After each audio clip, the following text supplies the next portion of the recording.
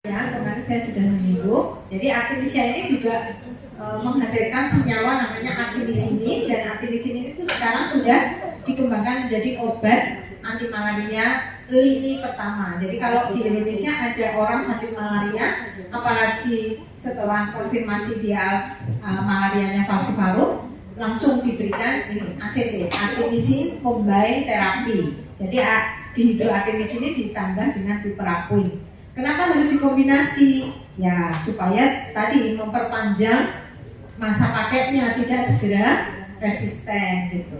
Lanjut, ini sediaannya seperti itu. Kemudian ini juga taxol, Plaquetaxel. Jadi senyawanya itu diambil dari tanaman Taxus brevifolia, dari kulit batang. Dan ini sampai sekarang belum bisa disintesa karena saking uniknya senyawanya.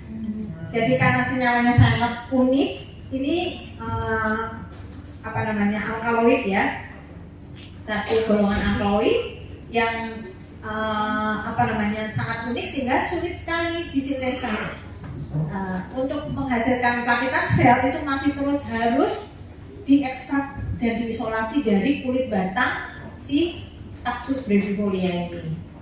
Untuk itu ini perlu ada penanaman besar-besaran di Brasil sana.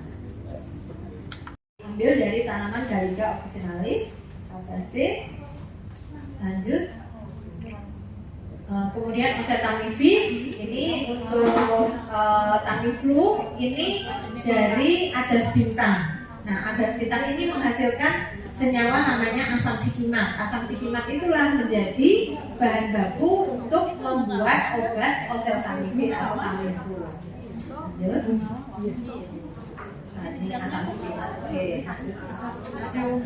Nah, ini kalau ini tadi kan kita bicara tanaman.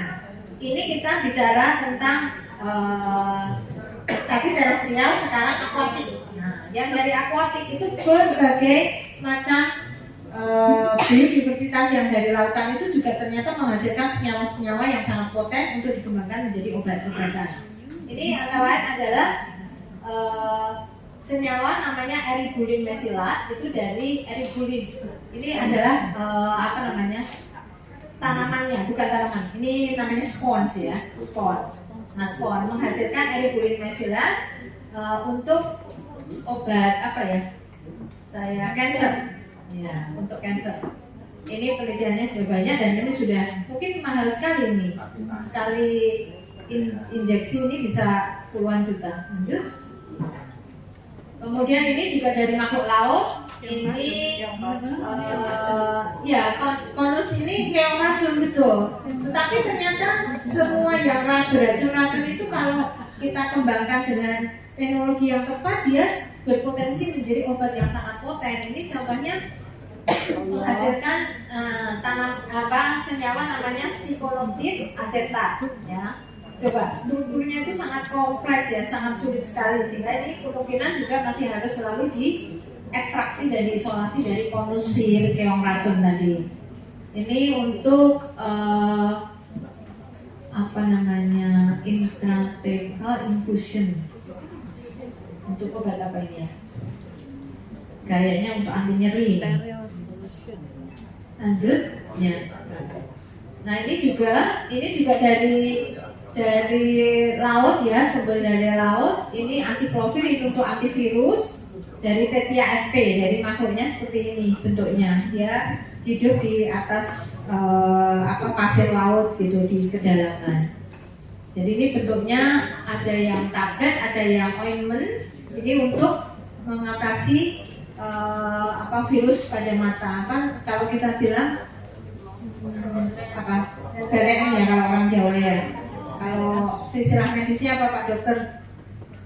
Pak Dokter, apa istilah medisnya yang sakit mata karena virus ya? Ini acyclovir. Lanjut. Nah, sebetulnya mengembangkan obat dari bahan alam itu perannya seberapa ya? Kalau dari tanaman sendiri, kita bisa menghasilkan obat itu dari beberapa skema sebetulnya. Yang pertama itu dari eksplorasi random. Eksplorasi random itu juga masih dipraktekkan sekitar sampai tahun 80-an oleh industri-industri farmasi di Amerika, kayak Novartis, kayak GlaxoSmithKline gitu. Tetapi eksplorasi random itu biayanya mahal dan waktunya lama. Karena apa? Karena orang harus dikirim ke pedalaman di Amazon, pedalaman Indonesia untuk mengambil tanaman-tanaman secara random, kemudian mengujinya di laboratorium. Baru kemudian ketika hasil pengujian awal preliminary study itu hit, ya, kita nyebutnya hit, itu artinya ada prospek untuk pengobatan, maka kemudian dilakukan mass extraction, jadi mengekstraksi dalam jumlah besar lalu diuji di berbagai laboratorium. Nah, tetapi sebetulnya kita bisa menggunakan beberapa pendekatan yang lebih simple. Tadi kalau saya sampaikan, sekarang ini sudah ada teknologi komputasi, kimia komputasi itu bisa memotong sedikit lebih cepat, ya, waktu yang dibutuhkan untuk menghasilkan obat baru. Tetapi ini dengan data etnomedicine ini sudah bisa juga mempercepat penemuan obat. Misalnya yang pertama dengan observasi